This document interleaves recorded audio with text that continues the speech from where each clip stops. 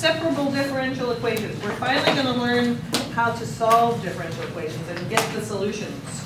I told you before there's an entire class, there's actually a couple different classes on differential equations. For those of you who have to take Math 80 for your major, that's what you'll be doing, an entire semester of differential equations. We're going to learn one little bit because it ties in nicely to what we've been doing with integration. So this is the first equation, differential equation. On the top of page 87 in your notes, it says to consider this differential equation. It says solve. And I just kind of over here wrote in, there's a solution. I just gave it to you. This is kind of what we did back in 9.1, where I would say, here is a solution, verify that it's a solution. Could you verify that it's a solution? How would we verify it? We'll review question.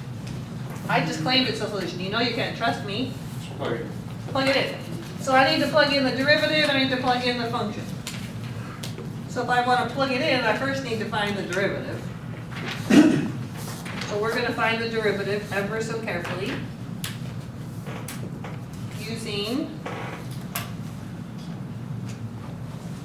am I going to find the derivative of that?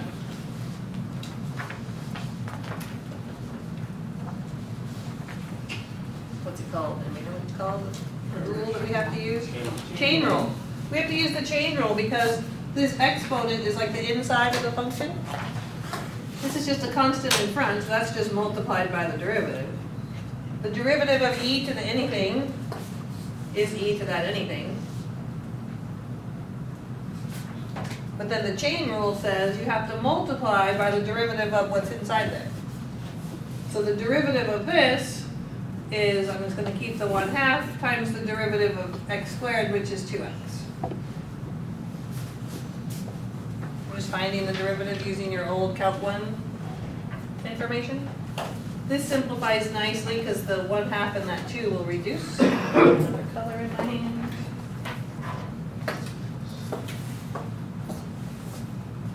And we end up with 17. I'm going to put that x in the front so I don't lose it.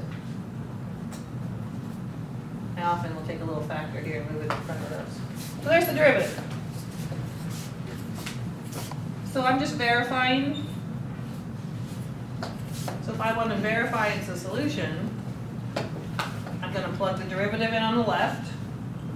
17x e to the x squared over 2 equals, on the right I'm going to take x times the function.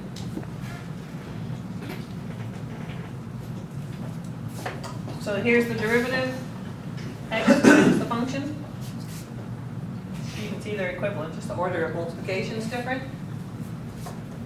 So those are equal, so it's verified. But the goal today is to come up with that answer on our own, to find the solution. This is like we did before, I just gave you the solution and we checked it. But we want to come up with this, or start with this equation and come up with that answer over there. Algebraically, but technically using calculus too. So let's go with some definitions. Right underneath there, it says a first order. Remember what first order meant? First order differential equation? First derivative. So you don't have second derivatives or third derivatives. You only have the first derivative. So the first order differential equation is said to be separable if it can be written in the form dy dx equals some function of x times some function of y. Any function. That's the definition of separable. If we can get it like that, then everything's going to be the same. And the hardest part is really the algebra to get it that way. This one already started off where here's my function of x and here's my function of y. Some function times some function here. I didn't really leave you a lot of room in your notes to solve this one, but I want to solve it. So either you might need to squeeze it off on the bottom maybe, or on another page or somewhere. Not a lot of room at the top there, but I want to solve it. So what I want to do to solve it is exactly what our notes say. It says that we then separate the y's to one side and the x's to the other, and then we integrate and solve for y. So separate means I want to rewrite this equation with all the x's on one side and all the y's on the other side. And we even want to think of the dy and dx as two separate variables. I know they're not really variables, but this is like dy divided by dx. So the first thing I'm going to do is multiply both sides by dx. And now it looks like that. Right? If I multiply dx on the other side. And the goal, remember, is to separate the x's and the y's. On this side, I have my x and my dx, so those two should stay together. So I have to divide by y to get it over here on the other side. You guys agree I have to divide by y? So that would be 1 over y dy equals x dx. So I've literally separated the variables just by doing algebra. The first step is going to be to do enough algebra to separate your x's and y's. We good there? We'll bring it up top. Once we do that, then we're going to integrate both sides. And here's where those of you who get tired of me talking about don't drop your dx's and your dy's, it matters. Because we're integrating on this side with respect to y, where y is our variable, and we're integrating on this side with respect to x, where x is our variable. What's the integral of 1 over y dy? Natural log of y? We get to just recognize that 1 over y. So natural log of y. Technically there's a plus c.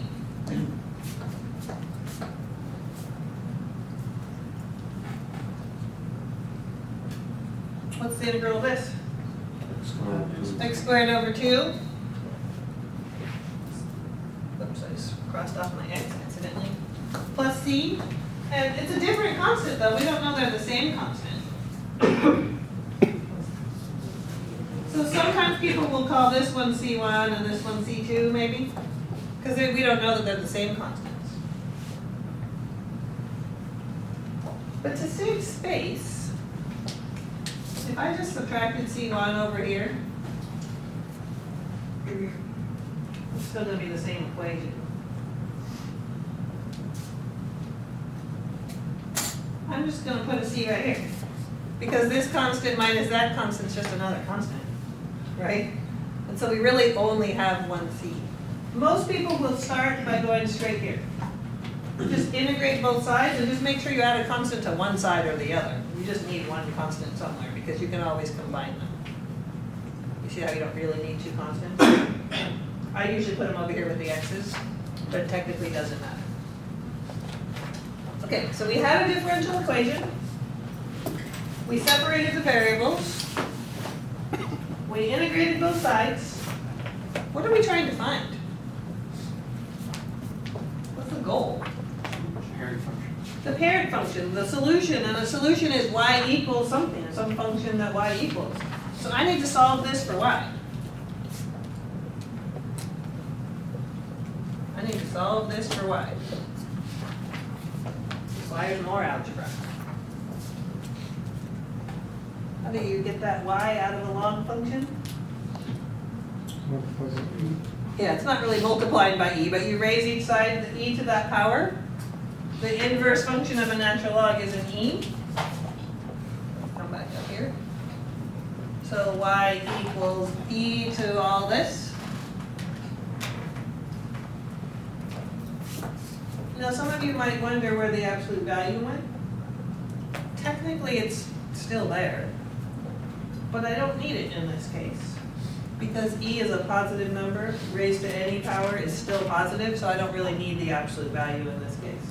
That's why I dropped it.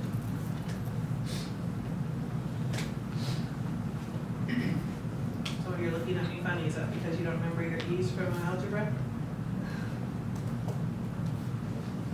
ln y equals x is the same as saying y equals e to the x. Remember how to switch back and forth? Now that doesn't look like this. Remember I told you this was the solution. So we do a little bit more of simplifying algebraically. I'm going to write it this way. oops, not y equals, I already got y. I'm going to write it as e to the x squared over 2 times e to the c. You're going to ask me why in a minute, but I'll show you. Do you agree that those are equivalent? Because you were adding exponents, so that would come from multiplying with the same base. But this part right here, e is a constant. Right, and if I raise it to a constant, it's just a constant. So the way we actually write our solutions is like this. C e to the x squared over 2. It's a different c than that one, but remember all we're doing is carrying along some constant. So this is not wrong. It's a lot messier to work with though than this. So whenever you have a plus c in your exponent, that's really just a constant multiplied out. So this right here is the generic solution to that equation. Any function of this form is a solution to our original differential equation. What did I do when I gave you that one over there to start with that we checked? How did I get that?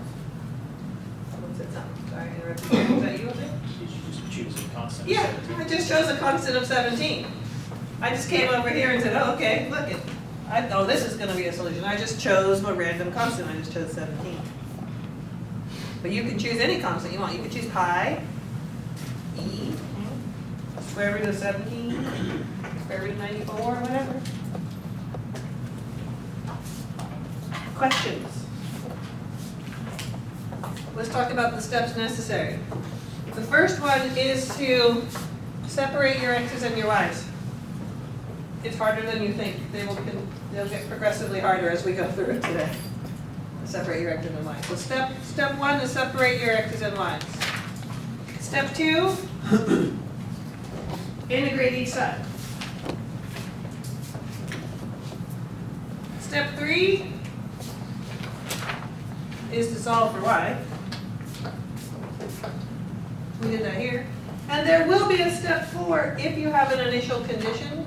Those initial conditions we had back in 9.1 where you had to plug in an x and a y and solve for c. So there might be a step 4. In this case, there wasn't one. Where you'd solve for c if necessary. I'll give you one of those in a minute.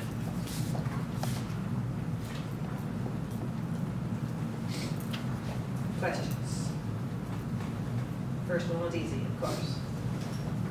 Minus the algebra. The algebra gets messy in these, but we can handle it. Okay, so let's try the first actual example. Example A. They don't have numbers, they have letters today. Example A. Not as easy as the other one.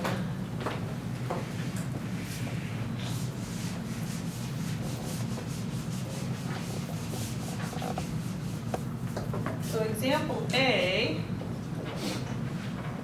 has dy dx equals x squared y squared plus x squared. Got real messy real quick.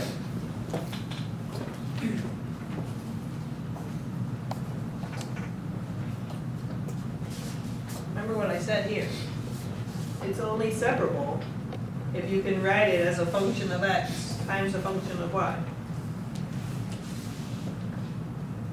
That doesn't look like multiplication to me. Ah, but if I know how to factor, it can be. Daniel wants me to factor. What can I factor over here? Factor out the x squared. You'll learn that factoring is your friend. If I factor out the x squared, I'm left with y squared plus 1.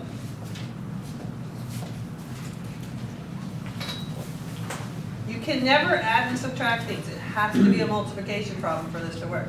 So now I have a function of x times a function of y.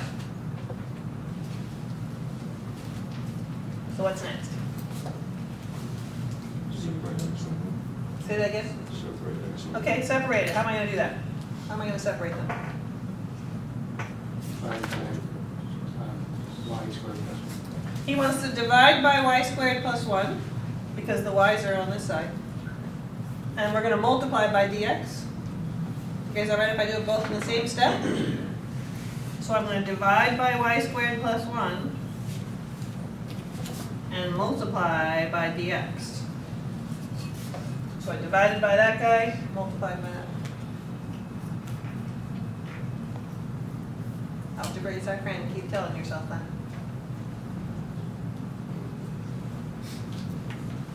Okay, they're separated now? All the y's, all the x's. If it's not separated here, go back and make sure you've got your multiplication clear before you start dividing and multiplying. Okay, now what? Integrate. Okay, so I'm going to integrate 1 over y squared plus 1 with respect to y, and I'm going to integrate x squared with respect to x. Ooh, there's a review question on the left. Who recognizes it?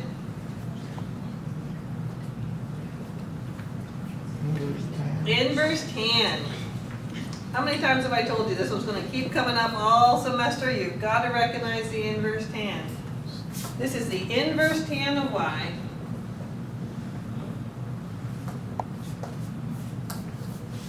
I'm pretty sure this is about the 73rd time we've seen that this semester. Maybe only 72, but it's up there.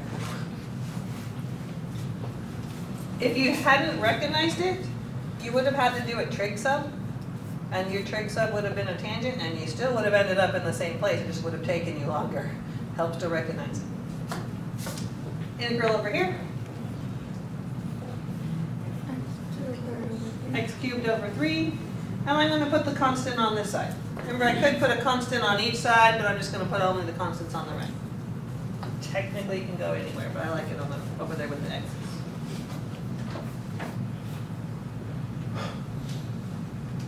Okay, so we did step 1 where we separated. We did step 2 where we integrated. Now what? Solve for y. So if the inverse tan of y equals this, gotta know inverse functions do, tangent of all of that, exactly. We're just doing the exact opposite. Tangent of all of this, make sure your plus c goes inside there. If all of that is the inverse tan of y, then y is the tangent of all of that. And there isn't a real nice way to simplify that. I can't like pull the c out like I did before because the rules of tangents and addition is not going to work. You have a question in there? Oh. What's my answer?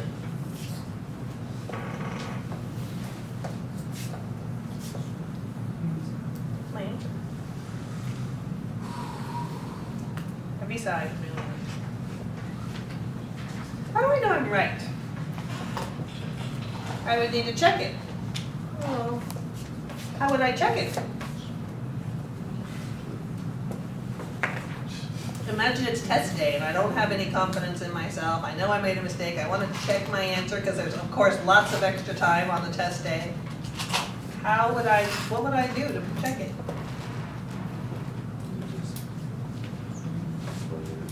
Plug it in. What do I need to plug in though? I need x, y's, and the derivative. I'm going to check it, guys. I know you don't want me to, but I'm going to check it to make sure we're right so you understand what we're finding. You'll be glad later when you go to check your own. Okay, so we're going to check to see if we're right. Maybe I should make that step 5 to check your work. You guys remember that when you first learned algebra? Did you have one of those teachers that would make you solve every equation and then check your answer every time? I had one of those. Every time you had to solve it and check it. You're lucky I don't make you do it every time. Just say. Okay, so I'm going to check it. The first thing I need before I can plug into that equation is the derivative, and we're going to be so careful with our derivative.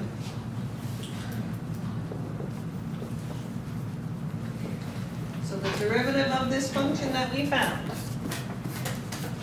using the chain rule, I'm going to start with the derivative of tangent, which is secant squared. This is getting fun already. Secant squared of all this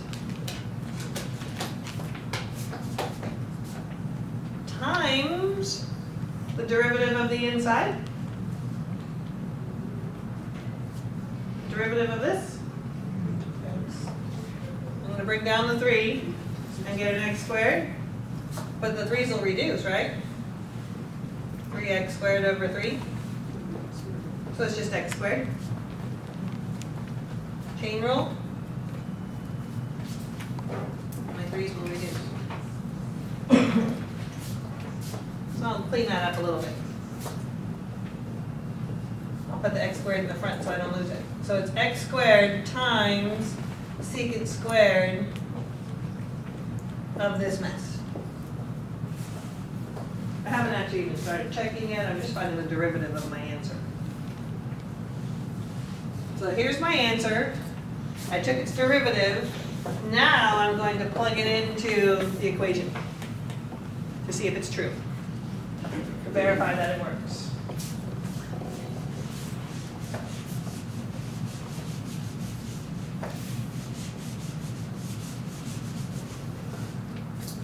So the equation says the derivative, that thing I just found, secant squared x cubed over 3 plus c. The derivative equals x squared times the function.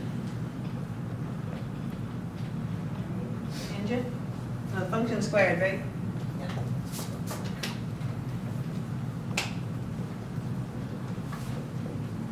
Plus another x squared? I'm too far away. So this is the derivative. This is x squared, y squared, plus another x squared. Let's see what I'm plugging in there. Messy.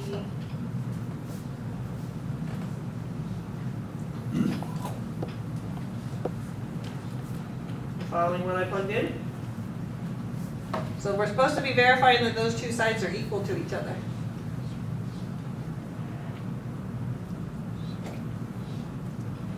They don't look equal right now. What are you saying, Jamie? You say factor? She wants me to factor out probably an x squared. She wants me to factor an x squared out of this side. So I'll do that. I'll factor out the x squared. What will I be left with?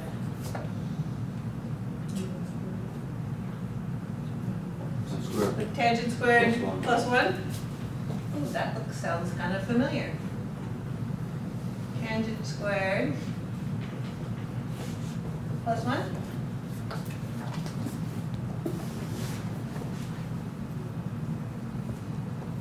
What do we know about tangent squared plus 1? It's secant squared.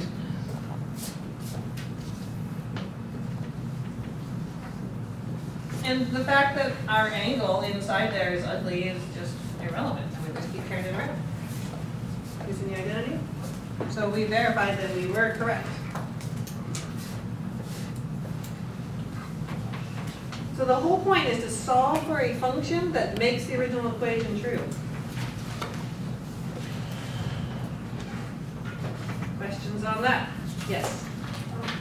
So if you go over again,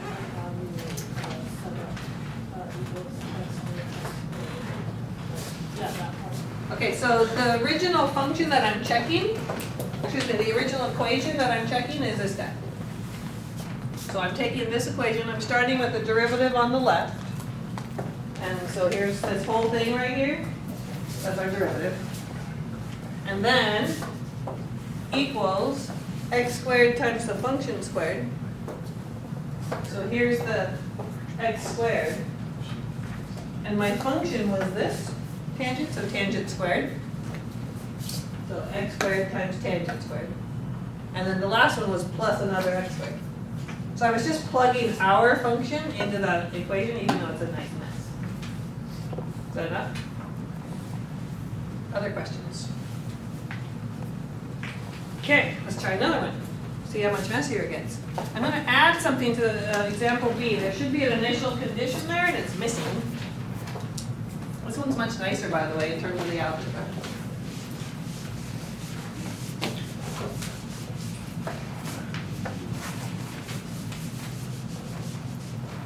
So example b looks like this.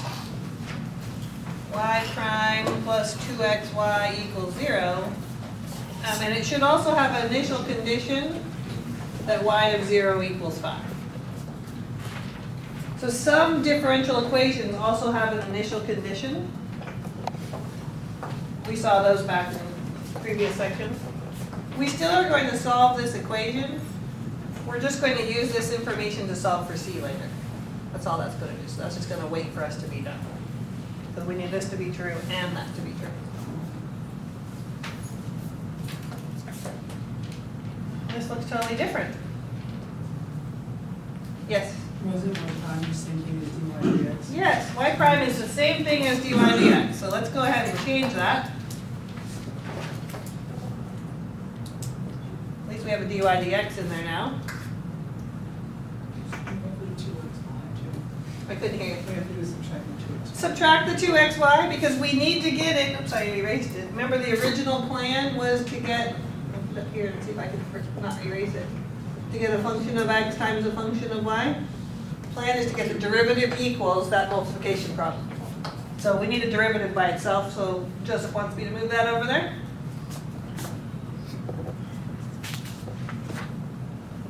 Negative 2xy.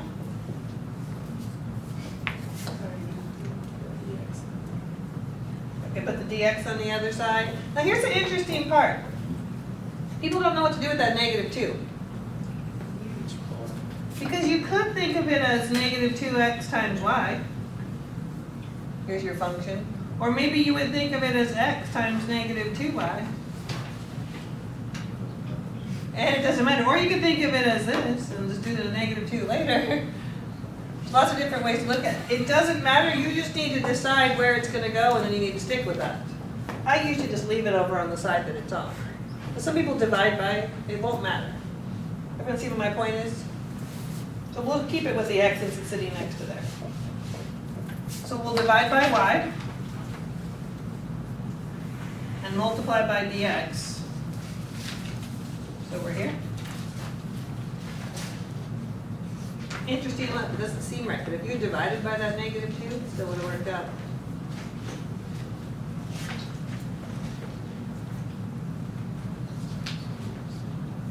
Now what? Integrate. Integrate 1 over y dy. Integrate negative 2x dx. This is a lot like the one we started with. Integral here. Ln y equals negative x squared plus c.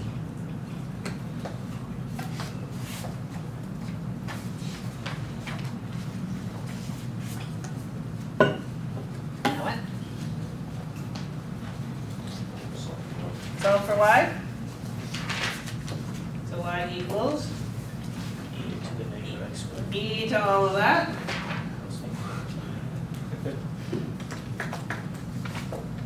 And is it still over here? No, it's not. A lot of people will write the intermediate step that I showed you last time, but most people will go straight from there to here. And I'll show you again where it came from. Most people will go straight from here to there. Why does that work again? It's the same as e to the I squared times e to the c. Because this is the same as e to the negative x squared times e to the c. And times means that's just a constant, which we just put out in front.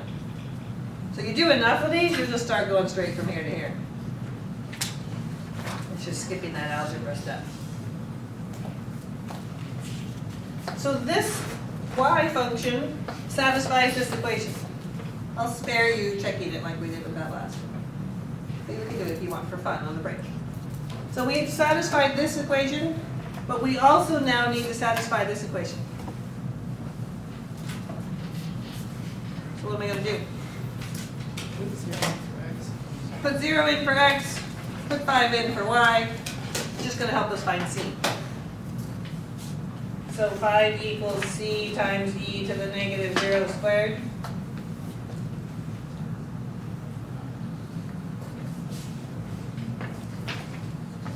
c times 1, e to the 0 is 1.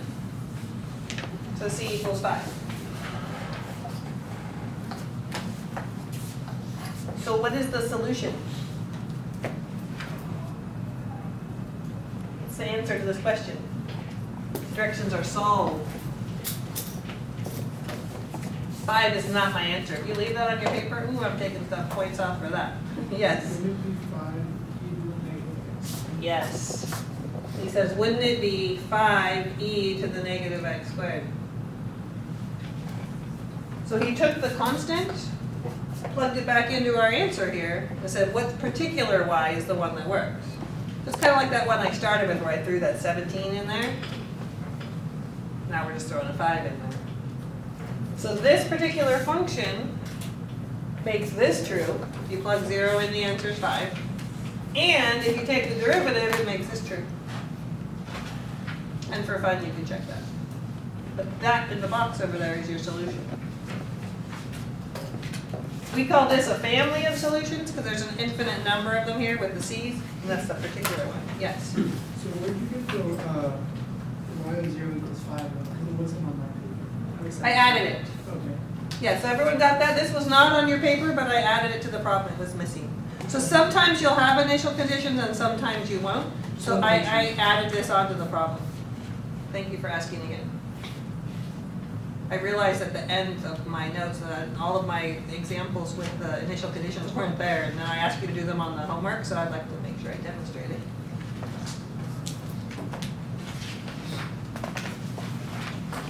A lot of algebra, lots and lots of algebra. Kind of got this, okay? Okay. The next one is way messier. Let's see if we can do it. Way messier.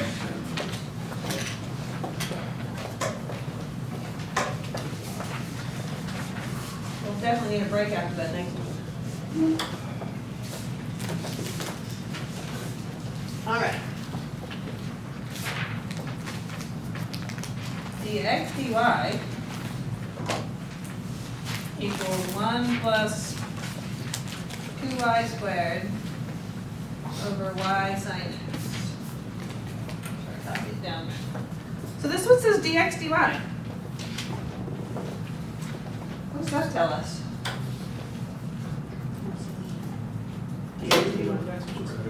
Yeah, derivative of x. So x is our function and y is our variable. So we're going to be solving for x in this case.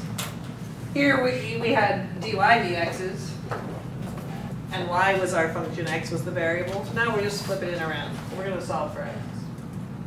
Okay, great. Do you see the multiplication problem? Function of x times a function of y? Got some people saying yes, and some people will be like, I don't see multiplication. Depends on how proficient you are with your algebra. I see it. I've had a lot more practice than you guys. What are our two functions? Y times sin x. Say that again? Y times sin x. Y times sin x is only on the bottom though. No, I need to have a whole function of x times a whole function of y. Oh, it's a little bit messier, yes? you have 1 plus 2y squared over y times 1 over sine x. 1 plus 2y squared over y times 1 over sine x. So some people can see that without rewriting it, but some of us need to actually rewrite it so you can say, here's my y function, and here's my x function, whatever it takes. You see it now? So what side do I want the x's and the y's on? I want x's on the left because, yeah, the dx is already up there. So I have to keep the x's on the left. So if I want the x's on the left, I don't want this guy over here. I'm actually going to write out my steps here because moving them around I might lose some of you on this one. How am I going to get rid of, how am I going to move this? Yeah, divide by 1 over sine, but that's the same as multiplying by sine. So basically I'm going to multiply this side by sine x and multiply this side by sine x. That'll get rid of this guy here. So now I have sine x dx, I have this 1 plus 2y squared over y, and then my dy was underneath on that side, so I'm going to multiply it over here.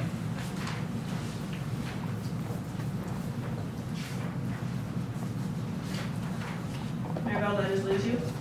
No, that's Okay. what I'm saying. Oh, okay. Your brain went, hmm?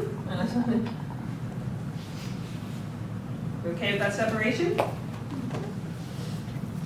Sometimes the separation's the hardest part. Okay, we separated the variables. Great. Now we're going to integrate.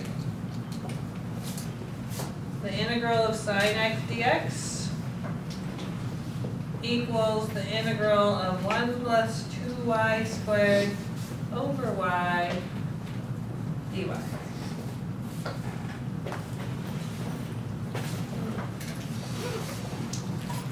I'm feeling confident about the left-hand side. I think 90% of you can get that one. Can we write it like us 1 over y plus 2y squared over y? Beautiful. Ilya wants to rewrite this as 1 over y plus 2y squared over y. You always want to simplify algebraically. It makes integration so much easier. So I'm going to bring that up top and rewrite it with his suggestion, which is exactly what I would have done. So this is the integral of sine x dx. And over here we have 1 over y plus 2y. 2y squared over y reduced to just 2y. Now it's a lot easier to integrate. Algebra is your friend, I swear. Oh, thank you. dy over here.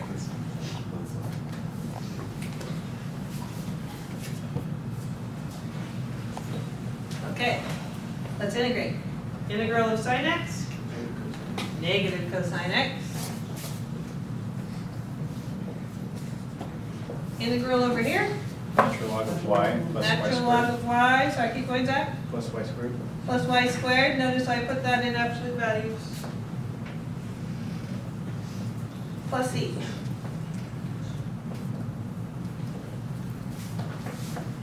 Absolute values are necessary in this case. Because cosines can be negative and y's can be negative in here.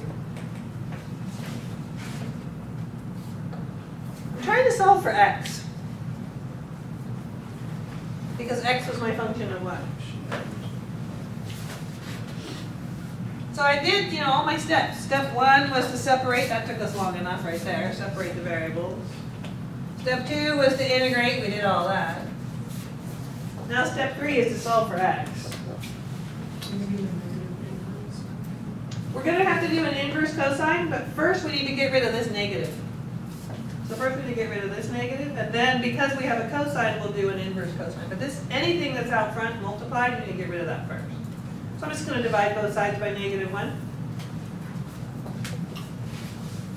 So cosine x equals negative ln absolute value of y plus y squared, oops, minus y squared. Here's something you're not going to like. Plus c.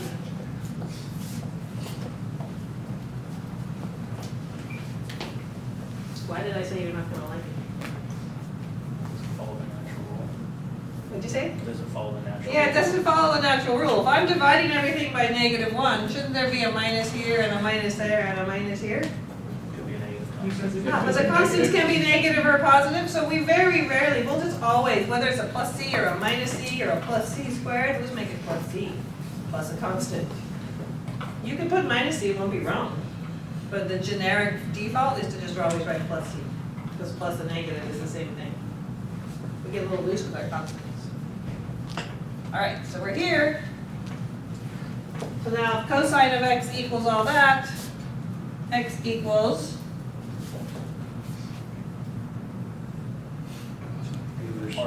inverse cosine or arc cosine, either way, inverse cosine of this entire mass.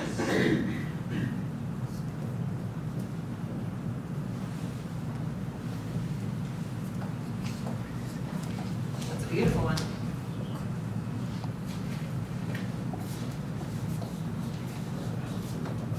About all we can do. Box them onto algebra. Questions?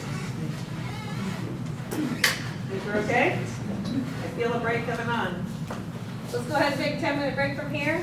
We'll pass back a bunch of papers while we're on our break and come back and do our last example. And if you're still here at the end of class today, you got an extra credit quiz coming up. Yeah, I Extra mean, credit quiz. Okay, so we have one last really messy example. One more. And then I'm gonna let you guys do one for some extra credit. This won't be as messy as this one. I said, we're going to do one more really messy example. Huh? He's awake now. And then after we do this, I'm gonna let you do one for some extra credit. Extra credit quiz, we like extra credit quizzes. And it won't be as bad as this one, the one that I gave you to do. But there's a couple in your homework that look this bad. So let's talk about this nice one. This is example D. What do you notice about it? That's different than what we've been doing. Your dx and dy's are separated. It's evil. You think it has an evil intention? What makes it evil? Ugly. I'll go with ugly. Evil though, I'm trying to figure out where it would store its evilness. It's bad. It's math. There you go. Evilness. Is that a word? Oh no. Evilness. So the one thing is the dx's and dy's are separate, which means that we don't really know is x a function of y or is y a function of x. We don't really know that. Really, technically, it doesn't matter. What I like to do is in the long run, I see which one I can solve for. I can't really tell yet. So the dx's and dy's are already there, which does tell us that I need x's on this side and I need y's on that side. It tells me that much. So there's that. What else is an issue? The x squared and y squared together, so. Yeah, there's x squareds and y squareds like together with pluses in there. Remember, we're supposed to have something in this form. A function of x times a function of y. This does not look like that. I mean, I can see I need to divide by y squared to get rid of this. I got that part, divide by y squared. But what about this? It's x squared plus 1 times y squared plus 1. Aha, so we need to be, he's over here going, can you factor that? And Jose's already got it factored. This is a 4-term polynomial here. Now, there's a trick called factoring by grouping, which will help you factor things that are 4 sides. I'll bring that off to the side and give you a little scratch paper. Factoring by grouping. Sometimes you'll need to use this. Some people can just see it, but other people need to work it all out. So if I'm trying to factor 4 terms, to factor by grouping, some of you learned this back in algebra, 1 or 2. We're going to look at these 2 terms and look at these 2 terms separately. We're going to group them and factor each little pair. What can I factor out of here? Nothing really. An x squared doesn't come out, right? What do they have in common? number 1. The number 1. Okay, let's factor that out. 1. I got the 1 factored out. That's all I can factor right here. Plus, what do these have in common? Y squared. So I'm going to factor that out, and I'll be left with 1 plus x squared. So it's still not factored because there's a plus sign in the middle. But now I have 2 giant factors, this one and this one, or 2 giant terms, excuse me, that both have the same factor in them. There's a 1 plus x squared in here, and there's a 1 plus x squared in here. They have it in common, so I'm going to pull that out. If I pull out the 1 plus x squared, what will I have left? 1 plus y squared. I'm essentially factoring that out. I factored it out, and I'm left with 1 plus y squared. If you multiplied this all out using FOIL, you'd get this.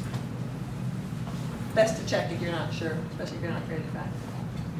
So all of that was just a little sketch paper work to recognize that this really is a multiplication problem.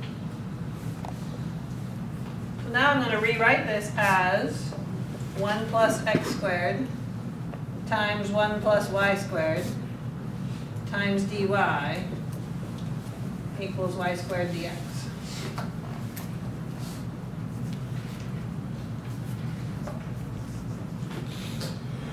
Is it looking a little better now? Yeah? So I want the y's over here on the left. So I need to divide by this for sure to get rid of that. And then this y squared can't be over there, so I need to bring that divided over here. I'll do it all at once. 1 plus y squared over y squared.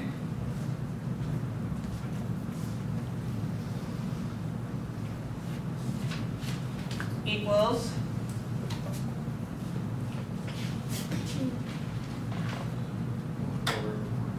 1 over 1 plus x squared on this side dx. So I divided this on both sides, and I divided y squared on both sides. Lots of multiplication and division. Everything is separated. If we weren't able to factor, we would have mixed up. The good news for us in this section, everything is separable. When you get into differential equations, the course, they're all mixed up. Some of them are separable, some are something else. So the good news for us is, you know, if you struggle with it long enough, you'll be able to get it separated. Okay, we separated our x's and our y's. Questions there? Now what? Integrate both sides. So I want to integrate this and integrate this. Well, let's talk about the right-hand side first. Inverse tan? You recognize it this time? It's been all of like 17 minutes since the last time. Inverse tan. What about over here? So 1 over y squared. Yeah, same thing like Ilya said before. 1 over y squared over y squared. So let's simplify that first. So this will be 1 over y squared plus 1. I'm just going to go ahead and put the answer on this side since we already talked about it. Inverse tan of x plus c.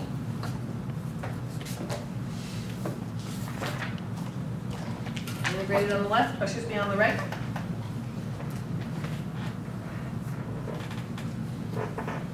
What should I do with this? The -2. Yeah, make it a -2 so that we can appropriately add or subtract to that exponent. A lot of you are trying to do these ones in your head lately and are taking derivatives when you want to do integrals. Yeah, that's you? You're one of them? Yeah, that happens to all of us. That's why I like to rewrite them. Okay, so the integral of y to the -2 plus 1, I went out of room. Negative y to the -1, right? Because we're adding 1 to that exponent. Negative y to the -1. For this guy. Plus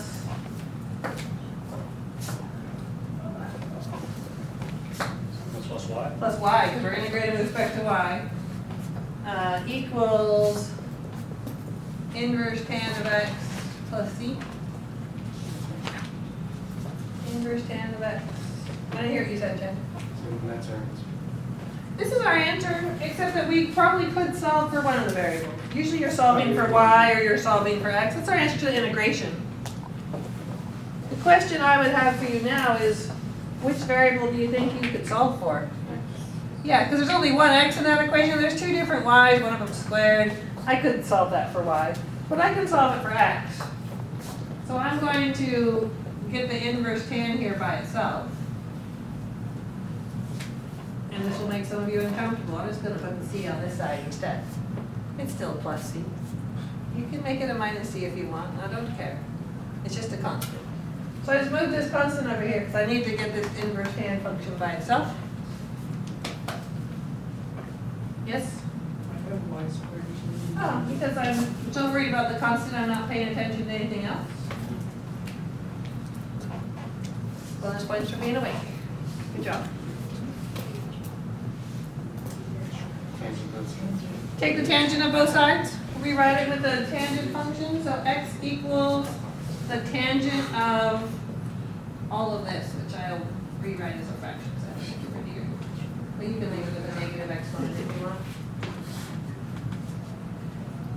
solved for x. So if we really wanted to, for fun, we could take the derivative of this. It'd be so fun. What'd you say? You hate fun? And then we could dy dx, we'd have to divide, we could plug in the derivative here, plug all this stuff in here, and spend a couple hours trying to simplify that. I think this is fun, we're gonna. You're having enough fun as it is? You're good? You trust? That's too much fun. Yeah. You think most of, everybody would call the mistakes if we made one? I think I might do it this weekend for fun. Maybe like midnight on Saturday night or something. Light it up my evening.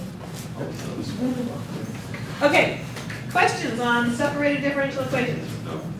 Okay, what I want you to do is pull out any piece of paper, or borrow one from a friend, or take one from a friend, you're not giving it back. And I'll give you an extra credit quiz.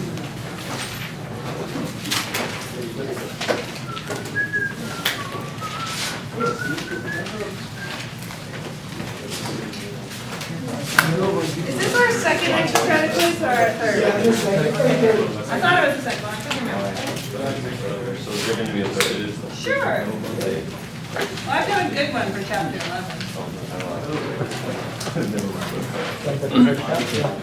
Sounds like a lot of fun. Write that on the paper somewhere. Write that on the paper somewhere. Grab for Wait, there's a second one? I can't remember what the first one was, I'd have to go back and find it. Was it on paper? It was on paper, I had printed it out and handed it to you before. Oh, yeah, that's better. I can't remember what it was about. Trying to remember. Was that chapter 6 one?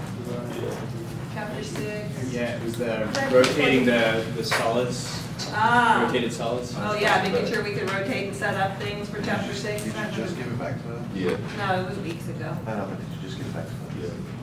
No, that was a regular. It was quiz. it was a couple of weeks ago that you gave The back. one I just gave back to you was the one from the day of the practice test, so we had lots of time to work together on it. Oh. That one wasn't extra credit, but it was similar to that one. The original one was. Now I lost my train of thought.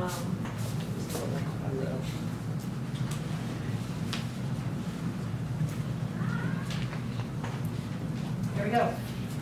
Solve this. I'll just leave that on the initial picture. Solve this differential equation. That's it. You may work together. You can look at your notes. You can maybe ask me for help. I will not tell you if you're right or wrong, but I will help you if you ask me a question about how to do it. Get that solved, and then you're out of here once you're done.